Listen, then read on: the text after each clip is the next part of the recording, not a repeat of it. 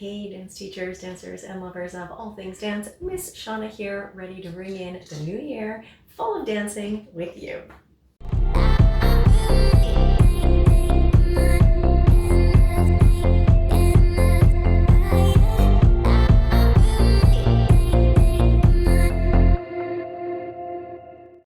Well, hello, Happy New Year. 2025 is here. What an amazing time to just kick some new things off together. So I'm going to preface this with I hate the phrase New Year's resolutions. I often find that New Year's resolutions are things that people dive into kind of willy-nilly, and they don't give it a lot of thought, and they're like, oh, I'm supposed to do something, I'm gonna drink lots of water. And it kind of just goes by the wayside after like a few weeks, right? We all go, oh, what's our resolution? It's like, oh, this.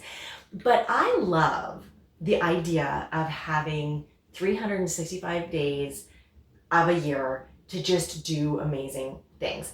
So that's what I want to talk about today, about how we can dive in with maybe some dance New Year's resolutions. And I'm going to call them resolutions this one time to kick off today's video. And then after that, we're going to call them other things because I don't want them to be those willy-nilly by the wayside New Year's resolutions. I want us to be in for the long haul for 365 days of amazing, amazing dancing. Now, I guess in theory, we're already a few days into the new year, so it might be like more like 360, or by the time you sit down and do some of the thought process we're going to talk about today, maybe 355. Regardless, there's 300 plus days to make amazing dance things happen this year, 2025. So first of all, Happy New Year. Second of all, let's do some chatting about not resolutions, but what I like to call a time for check-ins, goal setting, and intention setting, because I think that this is a great time when everyone's sitting there making their willy-nilly resolutions to be really intentional about what you plan to do as a dance educator. And if you're a dancer or a dance parent, as a dancer or a dance parent going into this coming new year, right? Usually our dance season starts like in September, so we kind of cross over 2 years, but this is a new year and we still have months left of this dance season, and really like a whole year ahead of us. Sometimes dance goals take 3-4 years, right? So let's see what path we're going to take ourselves on. So like I said, I like to call them check-ins, goal setting, and intention setting. So what does that mean? So I have actually talked about this book a few times, my teaching book, and every time I reference it in these videos, I'm like, oh, but it's at the studio. But I'm at home, right? I record these videos typically from home, and I had brought home a bunch of stuff with me over the holidays. I was not teaching over the holidays, and I still have my book home with me. So this is my teaching book. It just says Teaching with Excellence, and it's got so much in it. It's got my, well, actually, funny that we say it, the first section is actually called goal setting, right? But we've got rooms for warm-up and conditioning, lesson planning, choreo, obviously the goal setting. I haven't got into this section yet because it's not that time of year yet, but cleaning notes, and any other types of notes or things that come up during class that we want to write down if we have anything that I need to remember. So we had done holiday performances. I'm just reading this right now. We had done holiday performances, and I had asked each group of mine that was performing over the holidays, like, what do you hope to share with your audience when you're doing your holiday dance? And they wanted to bring, I'm just reading this, it warms my heart. They wanted to bring cheer and nostalgia, and they wanted to make people smile, and they wanted people to sing along, and like they definitely accomplished that. I have even things like flexibility notes. I like to give my kids flexibility tests because they like to see where their growth is. And that's something that I actually bring over from my world of gymnastics. Is we used to do flexibility tests all the time. And it's nothing serious, in all honesty. It's like, show me your right leg, show me your left leg, show me your middle, like it's not a big deal. But then they can see kind of, this was one they did on November 26th. Then maybe we're going to check in February and see where we're at. So I have all of those things. And then of course, attendance, because you always want to know how attendance is going. So this is my teaching book. And the reason I bring that up is not to say everybody needs a teaching book, although if you do want one of these, you can purchase one for download. I can put the link, I'm going to put the link in the notes, the video notes, because then you can download it. It's got all the pages, but if you don't need all the pages, you can print off less than you need if you don't teach. I think I have enough in here for like 15 or 16 dances. If you're only doing 5 dances this season, you only need 5 pages. So totally up to you how you want to do it. Put it in a binder or do a tang, whatever you want for that. The reason I bring this up though, is first thing that I mentioned was check-ins. So at the start of the year, if you go back to like early on videos, we talked about goal setting for the start of the year. And I have a little section in here called What Do I Want to Accomplish This Year, and some goals for success. And I think they're really valuable. I have progress trackers in here, like there's a lot in here. But what I like to do in the new year is to actually check in where we're at. And when I say we, there's a me in that, and then the we with the kids that I teach, or the students, the dancers that I teach. They're not all children. Some of them are young adults. But we had goals that we set up. So I had kind of done like a survey of my students in September that, hey, like, what do you hope for, right? And then I compiled some of that all in like one giant like list, one overall, like, what do I hope to accomplish as a dance teacher for my students? So I've been taking some time to just kind of check in with myself and my goals, see where we are, see what maybe we need to work on, right? And then in terms of skills, right? What are some skill goals that we want? So I know that I had done a sticker board, and I talked about this in another video. I did a sticker board, and our dance miss was kind of a fill in the sticker board. Let's see where we're at. And we made a ton of progress on our sticker board. So just making sure our goals on track, are the skills that we set out to accomplish, are those on track, right? Are we where we need to be going into January to be where we want to be in June, right? For recital. So our recital is in June. I know some recitals are in May, some are in April. Competition season obviously starts earlier than that, but for all intents and purposes today, are we where we need to be for June, right? So being able to kind of check in on that. Also taking time to go through. So I have all of my lesson plans. So going through kind of section by section when we went through our lesson planning and what we were trying to accomplish in all of those lesson plans. I've got up to December, and just kind of checking off, going, did we complete everything we needed to do in that, so that we can create, and I'm going to be doing that tomorrow, just diving in and creating my new lesson plans, making sure that it's anything that we've missed from the previous months, or anything that we need to build upon, we can do all of that. And I actually I took off a paper clip, but I paper clip so that I know what day I'm on. So let's put that back in before I forget. The other thing is I had set a ton of choreo, and I have, before I like to write it in my book, I kind of write it like this is the mind of a dance teacher, right? So I have in my book a bunch of pages like this, just paper clipped to the page to fill it in with. We set the choreo, it all works. I've got they have their practice videos, they've been working on it. So now I just want to make sure all of my choreo is written in before I start their solo rehearsals, so that I just have it in one book. I'm not looking for a sticky note somewhere or a scrap piece of paper. All is combined, and we've got everything in there that we need. So yeah, a bunch of great, super handy paper clips in here. So I like to check in on that and then prepare for the months ahead. So that is step one. And that, I think, it's not really a resolution. That's like a little bit of housekeeping. It's a little bit of year-end wrap-up, and then setting the tone for the year to come, so that you're setting yourself up for success, right? If you set goals in September and you never go back and revisit them, and you never check to see if you're on track, chances are you might even forget your goals. The amount of times I've done like training or coaching with dancers and dance teachers and people in the industry, where it's like, hey, what's your goal? And then we check in like a year later, maybe it's like a year-end review or performance review, or you sit down after the fourth competition of the year and you're like, hey, how do you think you did? What were your goals like? And it's like, I don't even remember what they were. I don't even remember what I said I wanted to do in September. And so it is important to check in to see if you're on track. And also, let's go into part 2 here, goal setting. So we did the check-in.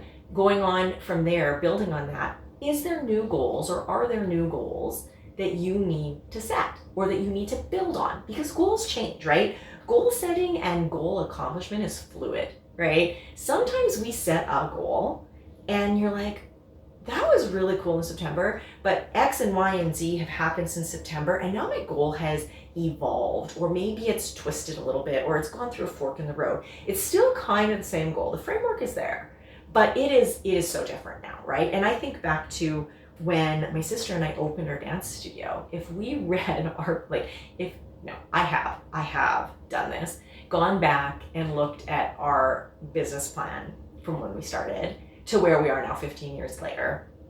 And I don't want to say it's hilarious, because it was a very well thought out business plan, but what we thought was going to be happening by year 5, by year 10, by year 15, it has twisted and turned and jumped and hurdled, and but the values and the mission all have remained the same, which is really, I think, so important. So when you're goal setting, kind of that mission or your intention is still there. Sometimes though, there's branches to that, or it gets a little meatier, a little juicier as you grow. So this might be a time where you want to go, okay, back to that goal setting section. We want this and this and this and this and this, but now I'm going to turn the page. What do I want to accomplish here? I'm going to add a few more things, maybe a little bit more detail. Or, I have also just, ways to break down goal setting in here. Maybe I need to add a few things. Maybe there's been conversations I've had with the dancers leading up to the holiday season where I'm going, okay, we need to add a few more things in there to just make them a little bit juicier. So we can always do new goal setting, update old goals, and just see where that's going to take us to June. And then I do highly recommend maybe on spring break doing another little check-in, right? We are lucky, kind of the dance season does follow the school year for the most part. So we get that kind of those breaks, right, with like the holidays. So over spring break, over Christmas time, and you get to kind of do your own check-in. So I do recommend that. And then the final thing I really, really like to do is just a little bit, this is personal, right? So some of these things, checking in on the goals and the lesson plans and making sure we're organized and set up for the start of the dance year, that is a me thing, but it also trickles out to the dancers that I work with to make sure that I'm bringing my best me to them so that they can really flourish. But the next one is the intention setting. And that's something that I think is a little bit more for me, but again, something I can carry out to the dancers. But it is a really important time for me personally, and I highly recommend this. I think this is valuable for everybody. Like, this might be a bit of a this is great for me, but I actually really think that this is a valuable exercise for all of us to do if we are working in any industry. I think this goes beyond the dance world, beyond the stage. If you are coaching, if you are educating, if you are leading in any way, shape, or form, regardless of whether it's dance or elsewhere, I think that it's so important to really check in with your intentions, your foundations. What are you trying to do and why, right? Where do you live in this space, and what makes you show up every single day when the days are tough, when you are tired, when you are frustrated, when you've got the outside world weighing heavy on you? What are those things that keep you showing up? And then setting intentions around all of those. So I did take time to sit in that for a little bit. And, I referenced earlier saying I have read our previous, our original business plan, and how our business has grown, how our dance studio has grown and evolved. And I mean, Lord Almighty, we never predicted in that business plan a global pandemic, right? And so how have we navigated all of that? And at the end of the day, it stayed with our foundations, right? And where our values lived and where our mission was. And I have that personally for myself as a dance educator. And one of the things that's really important is that I lead with heart and integrity. And I think that if you ask my dancers, like every teacher, because someone said something once to some of my dancers and they're like, oh, who's the strictest teacher, right? And they all kind of went, well, like nobody, but they all kind of have their rules or they're strict in their own ways. And one of the things that was like flagged, identified for me, I'm really strict with accountability. I'm strict with like, listen, own it. Just be accountable for yourself. You forgot your shoes. You don't need to make an excuse. Just say, hey, listen, I forgot my shoes. I am sorry. I have a plan. I'm going to dance in bare feet today, whatever it is. Or, you know, I always say to my dancers, like, if you forget a hairpiece, and I do this all the time. If you forget a hairpiece, and all my dancers know the response, if you came up to me, if it's a group dance, let's put it this way. If it's a group dance, if one person, this happens all the time, one person forgets a hairpiece. What do? No one wears it. Done. We're not going to sit there and go, someone's mom has to go home and get it. We're just not wearing a hairpiece. We're just going to take it out. We're just going to have a nice clean bun. The rest of our costume is fine. We're not going to stress about that.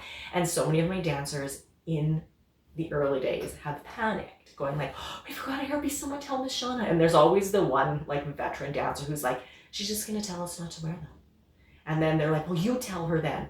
And they're like, Miss Shauna, so-and-so forgot the hairpiece. I'm like, well, then everybody take them out. Like, I don't have time for that, right? Like, okay, you forgot it. That's okay. Thank you for owning it. Thank you for telling me you forgot it. Let's not forget it again. But today, we're just going to move forward. Or when we watch our dance videos back and it's like, oh, I'm the one who made mistakes. Okay, good. You made a mistake. How are we going to fix it, right? I'm big on accountability. I'm a big person on owning it. And that's where I think my strictness lives. And I think that's because I try to show up regularly with heart, with accountability, with integrity. If I am late for your class, I owe you a minute of my time, right? If I am 1 minute late to class, I owe you a minute more of my attention, right? And I'm really big on that. So I want to make sure that I'm showing up every day, weighing heavy on my values, which are in authenticity, are in integrity, are in passion and heart.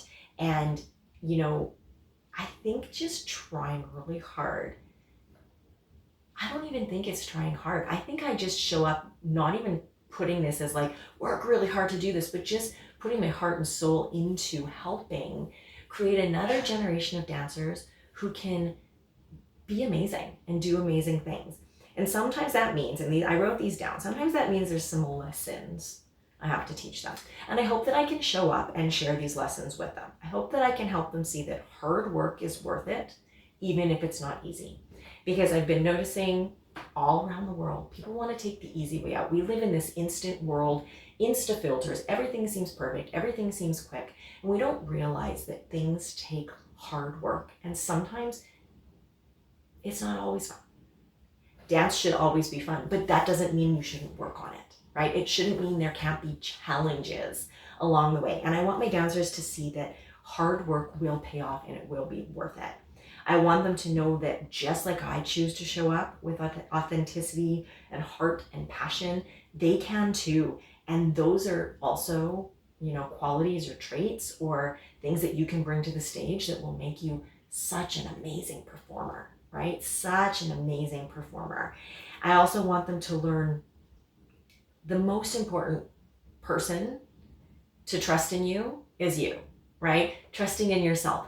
You shouldn't have to sit back and wait for or worry about validation of other people. Validate yourself. Look at that dance, go, I did a good job. I deserve applause. I'm proud of myself. Trust in yourself, validate yourself. Don't wait for the validation of other people. Because at the end of the day, your opinion is so much more important for yourself than everyone else's. And I would love for them to know all of that. And finally, I want them to really live in or find their own, I guess, space where they can just go, dance is joy. Dance is joy, and all of the other things. I mean, if I go to a competition and I win first place, cool. But at the end of the day, I showed up because dance is joy. Dance is fun. Dance makes me happy. And I think that at the end of the day, that's kind of why we all, when you think to like that 3-year-old who's coming for their first dance class, that's why they show up, because it's joy, it's fun, and they want to do it, right? So I'm hoping that when I set those intentions for myself, I can carry myself into 2025 with my dancers, bringing the best of me with the best of intentions. And if I do my job right, teach them a thing or two along the way. So however you honor the new year, whether that is with New Year's resolutions, please, if they are resolutions, don't let them go by the wayside. If you're like me and you don't like to call them New Year's resolutions, feel free to call them check-ins or goal settings or intention setting or whatever it is. But I do hope you give yourself time to connect to your goals, connect to your intentions, connect to your foundations and why you show up consistently every week to class to teach whether you're teaching tiny humans or adults, however it works for you, whatever you're doing, whatever music you're playing, whatever dance steps you're teaching. I hope that you are setting yourself up for a 2025 full of super awesome, amazing, and joyful dancing. So resolutions or not, however you want to frame it, let's go into 2025 as the best dance educators that we can possibly be. And if you are a dancer or dance parent watching this, let's go into 2025 as the best dancer or dance parent that you can possibly be. Anyways, that's all I've got for you today. Let's make the most of 2025. And until next time, keep on dancing, keep on shining, and I will see you soon.